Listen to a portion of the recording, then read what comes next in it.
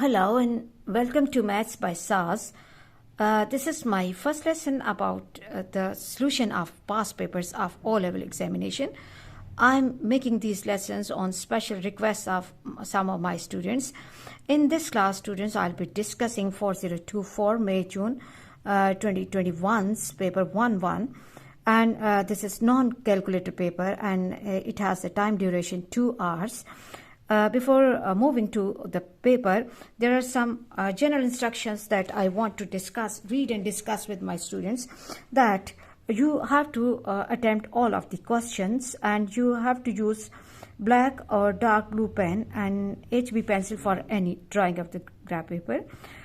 This is a place where you have to write your name, your center number and the candidate number.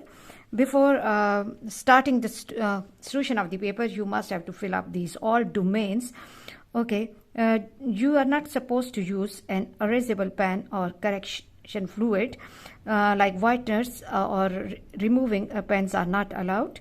Do not write in any barcodes. Calculators must not be used. So this is really important that for this paper you should have good hold on mental math skills and tables and oral calculations. So please learn the tables, squares, cubes, formulas by heart and the rules. For the transformations and for the symmetry questions, you can use the tracing paper, and you have to show, this is the misconception among some of my students, and they say that some of the teachers ask them that if it's 1 mark question, you can simply write the answer on the answer space. But students, it's really important that it's if you read these main instructions carefully, it's written that you have to show all necessary calculation and working clearly. Total marks are 80 and the marks are written at the end of each bracket. The purpose of discussing these all points is so that when you will be watching this lesson, you have to watch this page carefully, because following of instructions is really important. Okay, let's move to question number 1 of the paper. Let me turn the paper, and if we look at the main statement, it says electronic calculators must not be used in this paper. So it means whatever calculation we have to perform, we have to perform the calculation without calculator and mental working. And again, I want to give the idea to my students that you are not supposed to move out of this domain. You are not supposed to move out of this domain, and you do not have to write anything at the top or anything on the bottom side of this page. These are the things that I'm finding, and these are the problems that I'm finding in some of my students. So let's read first question. Question 1 says that we have to work out 74.6 times 10 minus 3.89 multiplied by 100. Very easy question. It's up to you how you are solving this question. We know how to remove the decimal. Okay, this is 74.6. Okay, and the rule of the removing of decimal, that under this 6 I'll be putting 0, and over here under the decimal I have to put 1 multiplied by 10, and this is minus 3.89 multiplied by 100, and now again I have to remove the decimal. This goes with this, and now we can see that we can easily remove this 10 by 10 and 100 by 100, and I'm left with 746 minus 389. Now children, as I'm solving this paper for my students in order to train paper 1, so I will also not be using calculator at all. 389, now what I have to do, I cannot take away 9 from 6, so I have to take 1 from here. 16 minus 9 is 7. Now this has become 3. Again I have to take 1 from 7. 13 minus 8. 13 minus 8. 8 and 5. Okay. and 6 and 3 is 357. First, please must complete your working on the answer space, and then do not forget to write the answer on the answer space in 357. Moving to the next question, that is 5 plus 3 multiplied by 2 minus 1. Do not forget the rule of board mass or DMAS, DMAS. Division, if there is in the question, then multiplication, then addition and subtraction. Okay, now look here, multiplication is involved. So what we will be doing, we have to first multiply 5 plus 6 minus 1. Now the question is containing only addition and subtraction. So the rule for only addition and subtraction is move from left to right. Okay, this is 11 minus 1, and which is equal to 10. I hope you are clear about this, and let me write down the answer over here. This almost the whole page is on the basis of D1, so your D1 has to be really good and strong. We are given with the list of numbers, that is 15, 125, square root 8, 11, square root 25, 14, at 60. Okay, now if you look at square root 25, it's a perfect square. If I want, I can write and take it out from the square root, and I will have 5. But if I'm looking at this number square root 8, I cannot completely make it out of the square root. Okay, now from this list of the number, we have to write down a factor of 70, factors and multiples. Okay, 15, 125, no, 11, table of 11 gives us double digits. Okay, and so 14 will be the answer for this. Okay, a cube number 15, 8, but it's under the square root, so 125, then irrational number. Okay, now if I want to write under root 8 as the product of prime factors, okay, from this pair I can take 1, 2 out, but one of the two will still remain under the radical sign, so it will become square root 2. And I ask this to many times to my students, that square roots of prime numbers are irrational numbers, so the choice for this situation is square root 8. Okay, I hope we are clear about this question, and let me move to the next question. Work out 3 by 7 plus 2 by 5. So very easy question. This is I hope from D1 chapter number 2, 3 by 7, 2 by 5. Now look at the denominators, students. Both the numbers in the denominator are different, and they just have the table of 1 common. So in such case, the LCM will be the product of these two numbers, 7 multiplied by 5. And now I can see that the first fraction has a denominator 7, but it doesn't have 5. So 5 will be multiplied by 3. 15 plus 14, 15 plus 14, and this will give me 5 plus 4 is 9, and 2, 29 by 35. And now I hope this is the answer. Let me write it over here, 29 by 35. Moving to the next question, and it says that let me adjust the page. Okay, that we have to find 2/3 of. Here the term of is really important. Try to understand the language and the meaning of mathematical terms before exams. Of means to multiply 6 by 11. So 2 by 3 multiplied by 6 by 11. Now look, if we can simplify like 2 or 3 ones are and 3 twos are, and this will give me 4/11. I hope the first page of the questions, all of the questions are really easy, and they are mostly from D1, chapter number 1 and 2. So please, you should have a good hold on D1, all of the chapters. And moving to the second page, let me keep the page here. That, okay. Let me read the question. And yes, question 4 says, a record is kept of the water level in the harbor. One morning the level is 5 meters. That afternoon the level is -2 meters. Difference between the level in the morning and the level in the afternoon. So in order to find the difference, what we have to do, difference will be equal to 5.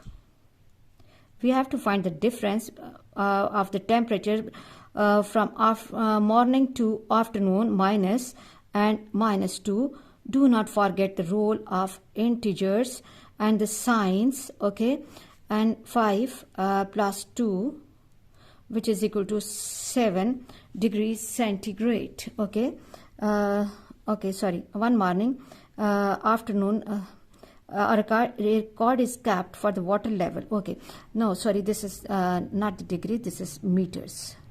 Difference, let me read the question again. A record is kept of the water level and difference between the levels of water. So this is the difference between the water levels, okay. Moving to the next question, next part. One day, the temperature at midday is 9 degrees centigrade. Temperature at midday is 9 degrees centigrade. At midnight, the temperature has dropped to 15 degrees centigrade.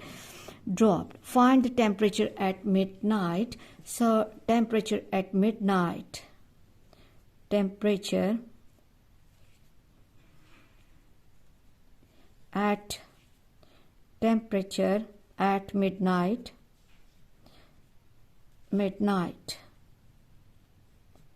As the temperature is dropping, so recall the rule of integers, that 9 degrees centigrade minus 15.33 degrees centigrade. Now what simply I have to do, I have to take away 9 from 15.3, and it's really important.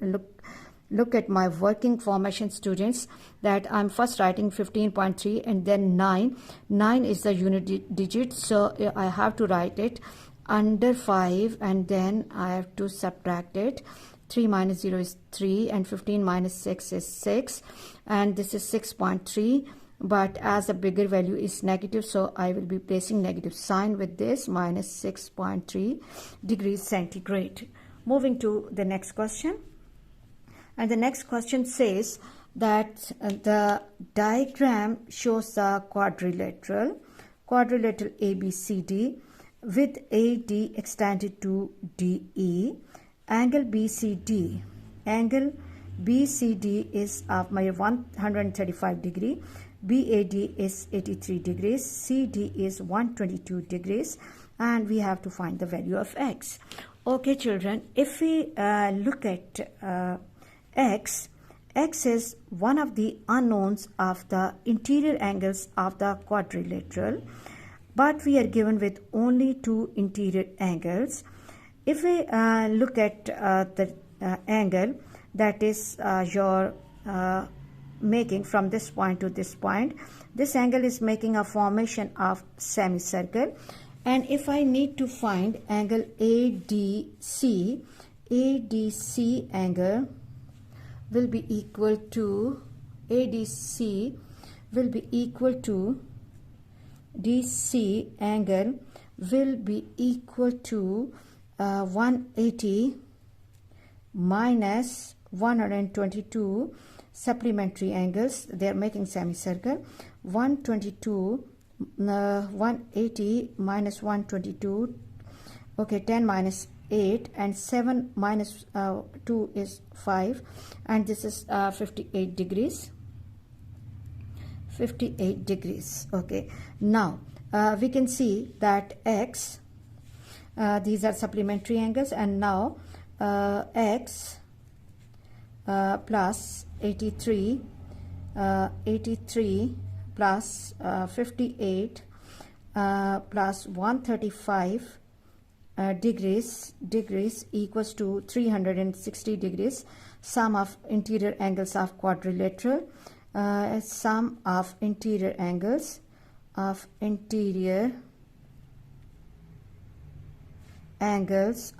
quadrilateral. Okay, really important.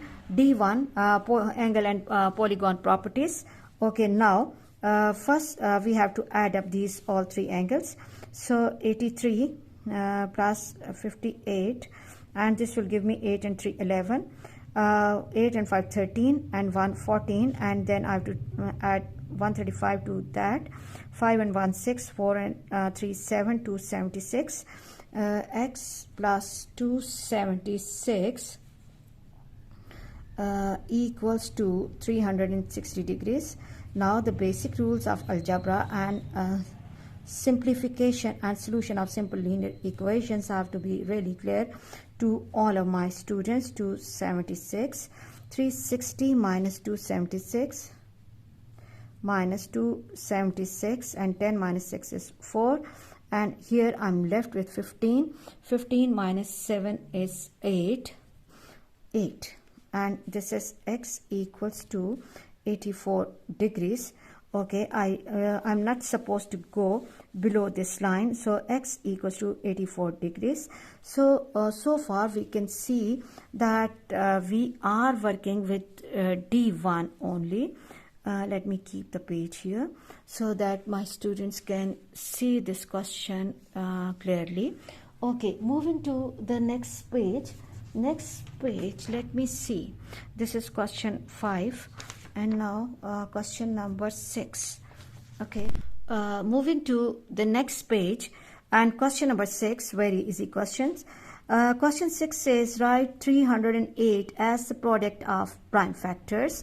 So recall the method of making prime factors, that we have to write the number like this, then 308, and we have to pick up only the prime factors. We are not supposed to select and pick up composite numbers. This, as the first unit digit is 8, so we can easily divide this number by 2.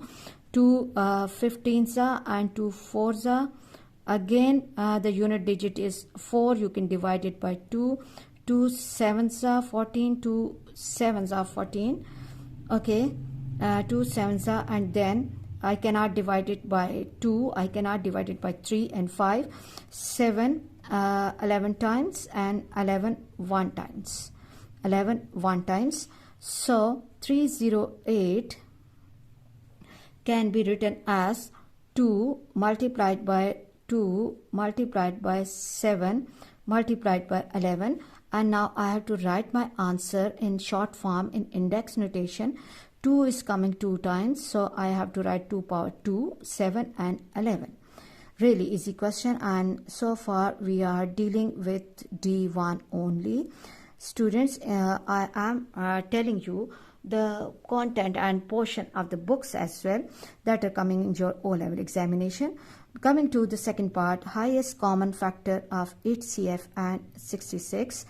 We already have the factors of 308 with us, so here we are not going to make the factors of 308, but we have to first make factors of 66 33 times, and 3 11 times, and 11 1 times. Okay, so in order to find the HCF, what we have to do, highest common factor 308, I have to write the factors of both the numbers together, multiplied by 7 multiplied by 11 multiplied by 1 is understood. Okay, 66 is 2 multiplied by 3 multiplied by 11. Now what we have to do, we have to ring up the common factors. Here 2 has a power 1, so what we can do is, let me write 11 properly.